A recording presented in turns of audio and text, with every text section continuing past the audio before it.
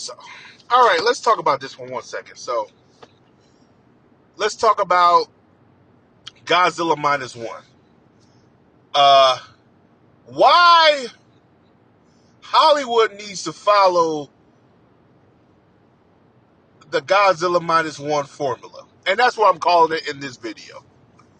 And the formula is cheaper is better, passion is better, story is better, not agenda driven is better. When I watched this film, I was very impressed at how it was directed and how it looked and how the characters. Do you know, I actually gave a fuck about some human characters in a monster film? Do you know, a foreign film, and let me tell you something, this is not anime. Anime or animation, you can get away with that because, again, it's cartoon. So animation is always very easy to get emotion out of because anime can give you more emotion. Well, this is not anime. Animation can give you more emotion because even in a different language, you can always see their emotion through their face. And Japanese is a little, foreign films, live action, is a little bit harder because you don't know the language barrier. And sometimes getting that, it's not hard for me, but it's sometimes hard for people to get that connection because it's not, sometimes the acting could be good and sometimes the acting could be bad. And sometimes the Japanese actors can go overbearing and sound terrible at times. It could just be overbearing. But not Godzilla minus one. It was fine. Um, I I um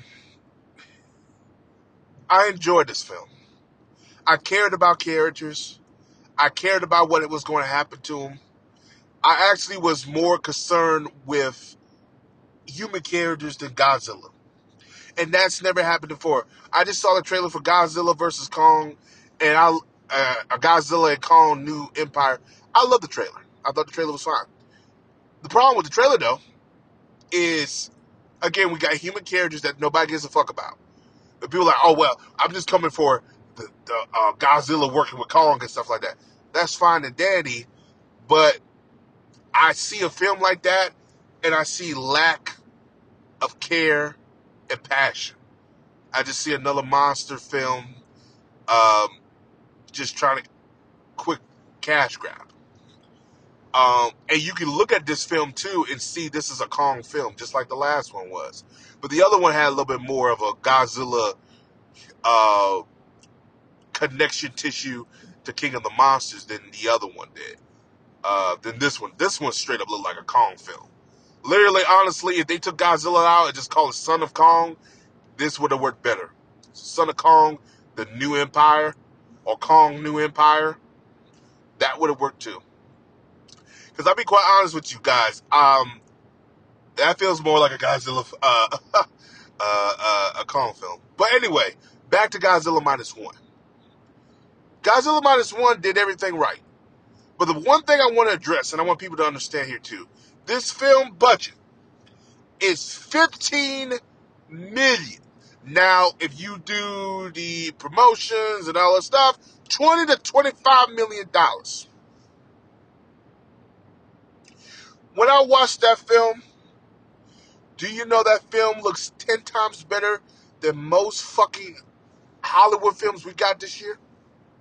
And they have a budget over $200 million fucking dollars? That makes no goddamn sense. Let me tell you something. People are smartening up now. People are learning, okay, Hollywood, you want to play? Let's play. You want my money? You have to earn my money. You want my dollars? You have to earn my dollars. You want my pennies? You have to earn my pennies. Godzilla has earned my money. Grace Randolph did a video too. And I don't know, whatever.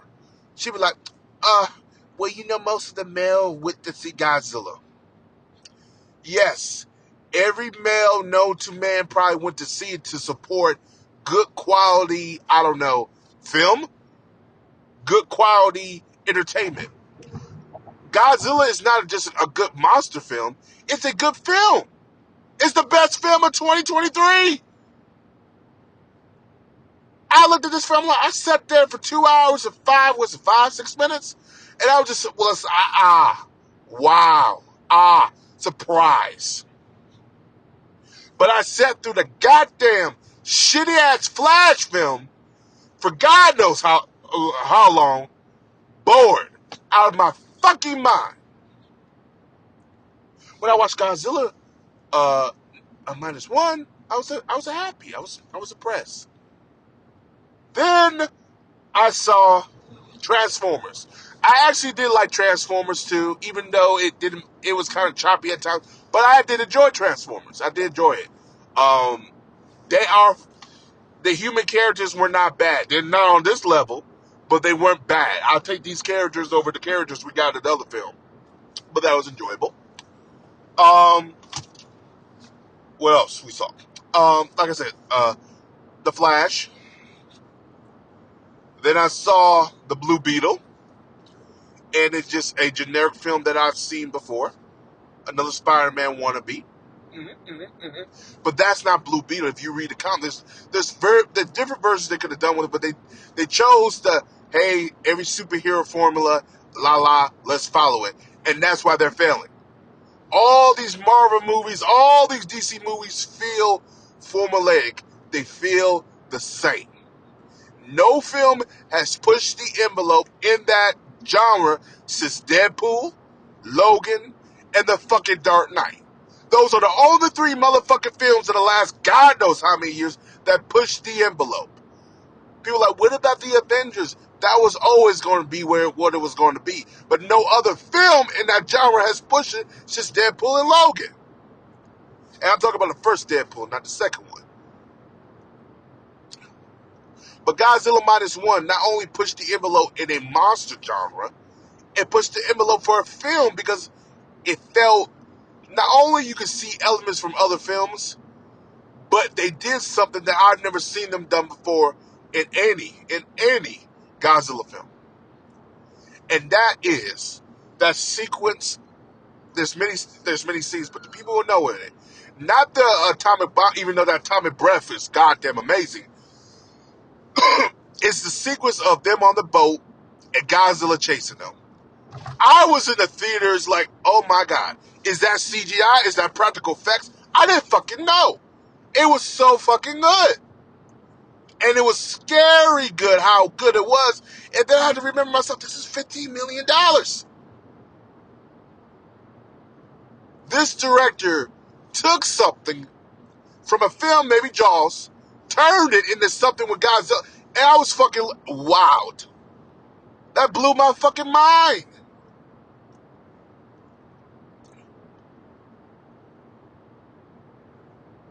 Whole time I'm in theater reading subtitles. A film that is not in my language, and I'm reading subtitles, is the best film of this year. A film that's not in my language has proven Hollywood, you don't know how to make good movies anymore. All these execs, all these heads honchos, these studio heads, these jamokes, these fucking goons, these fucking idiots need to go. The suits and ties need to go. Bob Iger had the nerve to say this, and I'm going to touch upon this. It's going to be a long video anyway, so bear with me, ladies and gentlemen. This is going to be one of my videos that will go probably about 15 minutes. If you enjoy it, you're going to love it. And he was like, Nia DaCosta. Yes, Nia DaCosta. He blamed Nia DaCosta for why the Marvels was the bad. He would say, "Oh yeah, Marvel was filmed during COVID," and I'm paraphrasing right now, so give me a minute. And he was like, during COVID, that's why the film didn't do well. There wasn't enough execs on the film.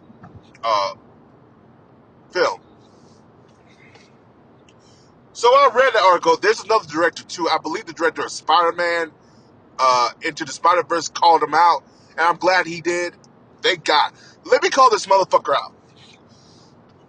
We all know the more execs on the film, the less the film ain't going to succeed. First of all, let's be realistic here. You pushed back the film multiple times. Clearly, you, Stevie Wonder, and his blind ass knew the film wasn't going to do well. Okay? It's not Nia DaCosta's fault. Now, what she says is her fault. The way she opened her mouth and addressed the situation is her fault. But the fault lies on Disney, and the fault lies on Bob Chapek, Kevin Feige, all those around that time for this film to be developed. Not the director, you. Because you want to push a goddamn agenda-driven film. First of all, you're making a sequel to Captain Marvel. I'm not a Captain Marvel fan. I don't like Brie Larson. But how the fuck you gonna make a sequel to her film and she's not the main lead of the film? How you gonna make a sequel to her film that you promise a Captain Marvel 2, but you give us the Marvels? No disrespect to Miss Marvel. I think the actress is great because she's calling out Disney her damn self. It's not her fault. And I don't blame, what's her name? The other one, I can't even think of her name right now.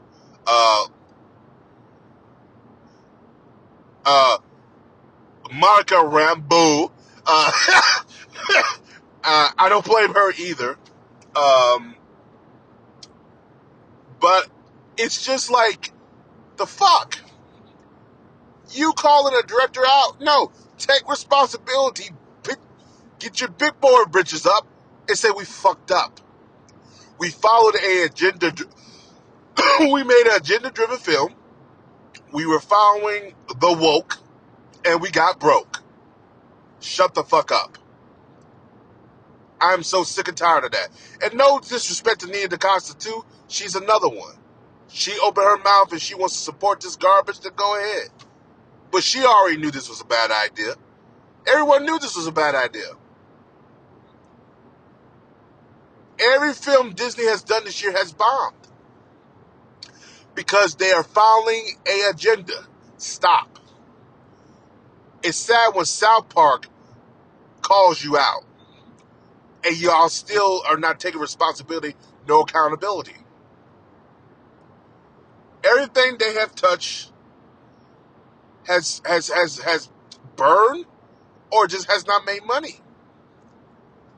How is it that Indiana Jones has made less money, the new one has made less money than the last two? And the last one. And they said the last one, Shia LaBeouf, was bad. Not anymore.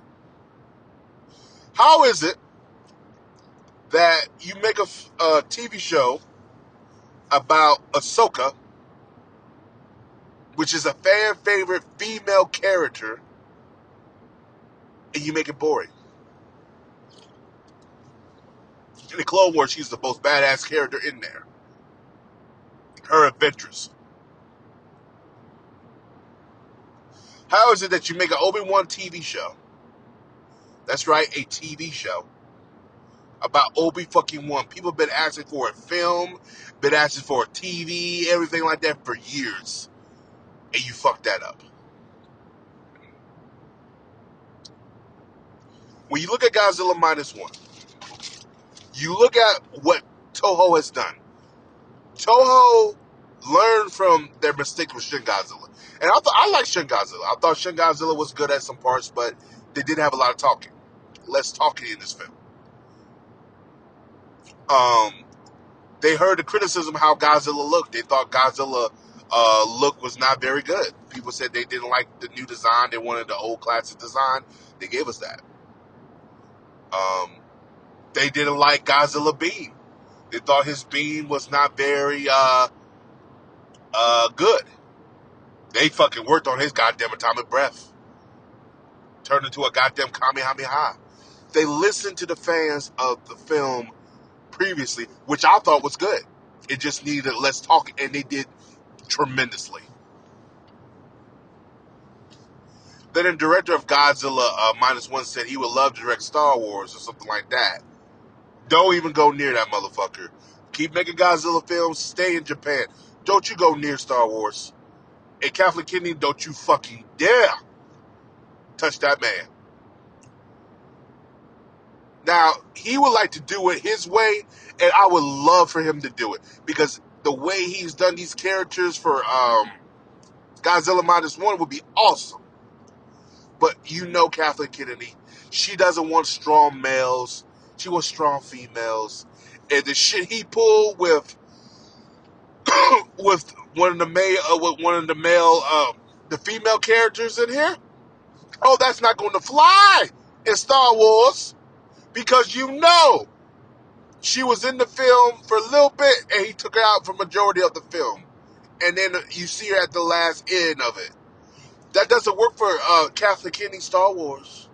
She has to be in all the film and have to have pink hair. So that doesn't work. Ladies and gentlemen, I'm not gonna. I'll tell you like this, ladies and gentlemen. I am a fan. I'm a huge fan of film. You know what? I want to be honest with you. I'll give you a story, and I'm gonna wrap this video up because I'm already going 16 minutes. I told you I was going long, but I used to go to films all the time, and I used to go to it all the time. It was one of my favorite things to do. I just get a movie. And I remember I just like going to the films. And this was about maybe 10 years ago. Before the 10 to 15 years ago, before wokeness came in. I saw every film. Every film, because my theater at the time was doing $5 tickets on Wednesday, and I go see all the movies that were coming out. We had a lot of, and this is also before, you could say the superhero hype train started. This is like around 2012 too. So it started with the Avengers, but the hype train really didn't start to like 2015, because they didn't think the Avengers were going to make $1 billion again, and they did. And that's when a lot of people started saying, let's just follow that formula. Then, but yeah, I used to go to films all the time.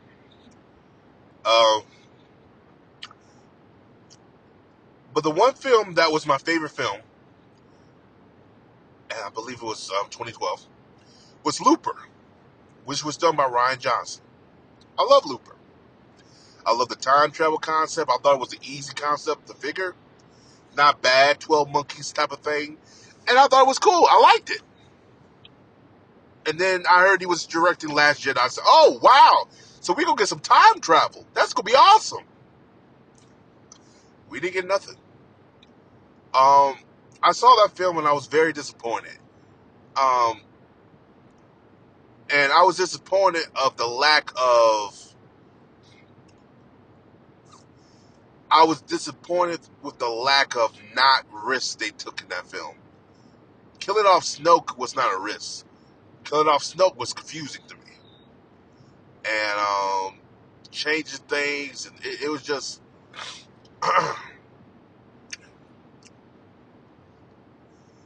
That is a film I look at and I say, Rian Johnson made half of that film. The rest was made by studios. Because you could tell, if you watch Looper, then you watch Knives Out, then you can see, okay, so what the fuck happened at Last Jedi? Something happened in the middle where somebody meddled. Because his film, as good as it was to some people who are not Star Wars fans, even he would have made it a whole lot tighter and better. Because Last Jedi was just confusing. He supported the film because it's his film. He had to. It made money, but the last one, but you could tell that the returns wasn't for Rise of Skywalker.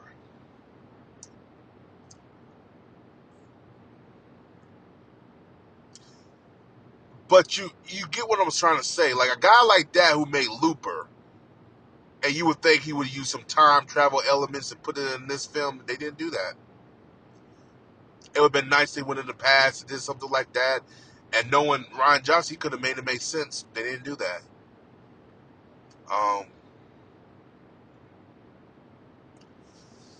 And people say, "Oh, Ryan Johnson's gonna get his." Ryan Johnson's not gonna get another Star Wars film. He's not. I think that's over because the the state of Star Wars right now is not good. Disney is not good. The stock is not good. It's getting better, but it's not good. Warner Brothers stock is terrible. Um, the films, they have lost so much money this year. Um, their remakes of doing terrible. Like, they still got money on Snow White. I'd be a damn fool to put my name on that motherfucker. I would say, yeah, I know. Rachel Ziegler, Rachel who? Oh no, get her off immediately. She is gone. Gone. Double G double O double N double E. Get her ass out of here. She is gone. She's a PR nightmare.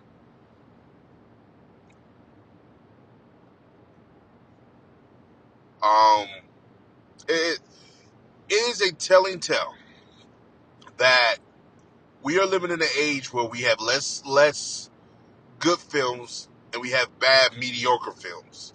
I talked about The Flash earlier. I disliked the film because the film, other than going through multiple reshoots and multiple incarnations, the film was made to do one thing. It was made to reset a universe to a agenda-driven universe. Get rid of Superman, get rid of Batman. Replace him with Batgirl, Supergirl. That's why I hate that film the most. I hate what they did with Michael Keaton, and I hate the CGI. And the worst thing about it, they had almost 2 decades to work on this motherfucker, and that's the best you can give me. The other, I understand Warner Bros. Was bleeding money, but that's still no excuse. Then Shazam comes out, Fury of Gods. I was furious because they didn't follow no continuity. Then it comes out that Black Adam, or Dwayne "The Rock" Johnson, did not want to put Shazam and Black Adam together, and Walter Hanama okayed it or agreed to it. What the fuck? If you're going to follow source material, you follow it to its fullest. When you look at One Piece, it did it right. Mind you, another fucking property from overseas with the creator on board. It done right.